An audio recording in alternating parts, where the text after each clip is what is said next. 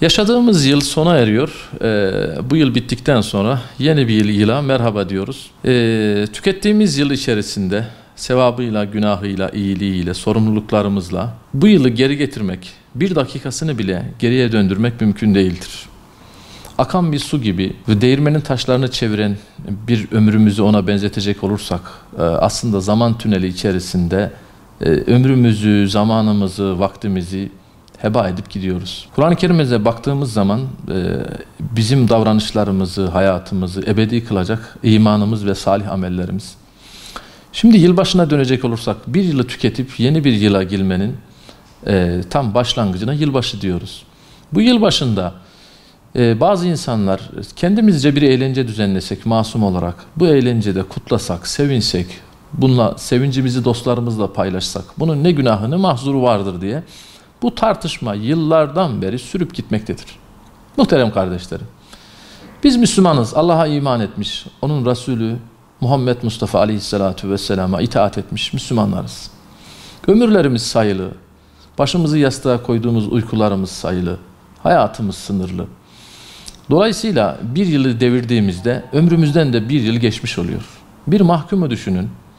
Bu mahkum idamla cezalandırılmış ve buna demişler ki senin bir aylık süren var. Bir aylık süresinin 15 günü geçtiğinde bu adam sevinir mi? Zaten 15 gün kalmıştır senin idam edilmene, dünyaya veda etmene. Son 15 gün kalmıştır. Yani adım attığı, uyandığı, penceresine güneşin doğduğu her bir yeni gün aslında ömürden tüketilen bir gün. Dolayısıyla bir adam çılgınca dünyadan ayrılmasına az bir zaman kaldığına neden sevinir? Ya hocam hayatımız hep tek düze mi gitsin? Ya arada da bir eğlenelim. Müslümanın da bir eğlence hayatı vardır. Ama ilkeli, ama prensipli, Allah Azze ve Celle'ye isyan etmeden, harama düşmeden, insanı şehvi duygulara ve nefsine itaate götürmeden, Rabbül Alemine itaatle, imanla, Peygamberimiz Aleyhisselatü Vesselam Efendimiz hatta Hazreti Ayşe ile birlikte uzanmış penceresinden kılıç kalkan oyununu, eğlencelerini izlemiş. Yine Resulullah Efendimiz bir düğün merasimi tertip eden sahabe-i kiram onu düğünle davet ettiğinde Resulullah Efendimiz ona kendi aranızda da bir eğlence tertip ettiniz mi diye sormuştur.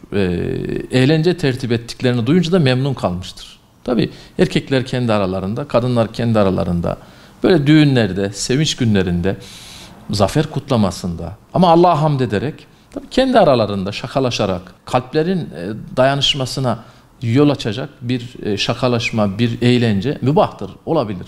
Ama yılbaşına gelecek olursak, neden bir 31 Aralık'ı bir ocağa bağlayan gece? Şimdi baktığımız zaman bir piyango var işin içerisinde. İçki var, çam devirme var, hindi kesme var. Şimdi bütün bunları topladığınız zaman bunların bizim kültürümüzle, Müslüman kültürüyle, Müslüman yaşam biçimiyle alakası yok. Yani neden çamı niye keseceğiz kardeşim? Biz ormanlar bize oksijen deposu, oksijen veriyor. Hindiyi niye keseceğiz? Niye hindi? Tavuk değil, efendim koyun değil, inek değil. Bir de niye piyango? Yani çekiliş. Bir de niye içki, niye şarap, niye kutluyoruz? Şimdi bunları bir araya getirdiğimiz zaman bunların tamamının Batı kültüründen, Hristiyan kültüründen, Batı'dan kaynaklandığını görüyoruz. Tamam biz de bir araya gelelim. 31 Aralık gecesi dostlarımızla. Dostlarımız bize bir yemek ikram eder. Arkasından bir meyve yeriz, çayımızı içeriz. 5 dakika bir sohbet ederiz. Ve arkasından da şakalaşırız dostlarımızla. Eski hatıralarımızı konuşuruz. Geçmiş muhabbetlerimizi yaparız. Güleriz, muhabbet ederiz, seviniriz, şakalaşırız. Muhabbete, ülfete, sevgiye yer veririz. Ama biz neden hindi kesip, neden piyangonun takibini yapıp, neden içki, şarap içip eğleneceğiz? Neyin eğlencesini yapacağız? Yani bize düşen görev bir yılımızı devirdik. Madem ki takvime göre 365 gün bitiyor, yeni bir güne giriyoruz. Peygamberimiz Muhammed Mustafa Aleyhisselatü Vesselam akıllı insan, ömrünü nefsine, hevasına düşmeyen, ölüm ötesi için ahirete hazırlık yapan, hayatının muhasebesini yapan diyor. Ben bir yıl içerisinde kaç sabah namazı kılmadım? Bir yıl içerisinde kaç tane günah işledim? Bir yıl içerisinde kaç arkadaşımın, dostumun kalbini kırdım? Bunun muhasebesini yapayım. Bu geçirdiğim, geride bıraktığım bir yılın hayatın hesabını verebilecek miyim? Ölüme doğru gidiyorum. Dünyada kalıcı değilim. Bunun hesabını vermek durumundayım. Bir Bir de yılbaşını kutlayan arkadaşlara hunharca böyle sanki onları katledip, sanki onları kırıp, döküp, yıkıp kafir oldular, gavur oldular diye kızmaya gerek yok.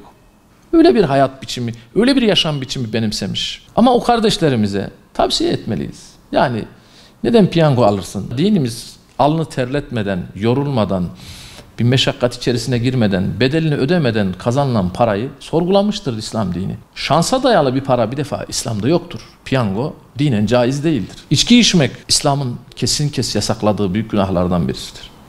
Ama şunu söyleyeyim, ben yılbaşından uzak duruyorum, çam devirmiyorum, hindi kesmiyorum, içki içmiyorum, piyango almıyorum.